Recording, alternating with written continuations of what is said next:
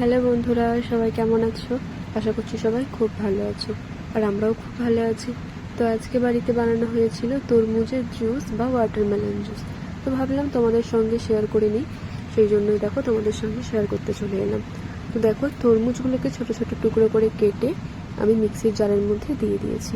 এরপরে কিন্তু আমি দিয়েছি পরিমাণ মতো চিনি, যেরকম যে মিষ্টি খেতে পছন্দ করে সেই পরিমাণে দিলেই হবে। আর দিয়ে দিলাম একটু লবণ। তোমরা লবণের জায়গায় কিন্তু এখানে বিট লবণও ইউজ করতে পারো, খেতে কিন্তু ভালো লাগে। এরপরে দিয়ে দিলাম একদম অল্প জল, যেহেতু এটা ওয়াটারমেলন বা তরমুজের জুস, তার জন্য পুরোটাতেই তো জলই রয়েছে, জলের কোনো প্রয়োজনই পড়বে না, এতে একটু দিলেই হবে। তো আমি একটু জল দিয়ে দিয়েছিলাম, তারপরে ভালোভাবে মিক্সিতে ঘুরিয়ে নিয়েছি।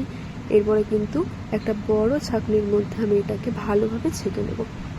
তাহলেই আমাদের দেখো ওয়াটারমেলন জুস রেডি।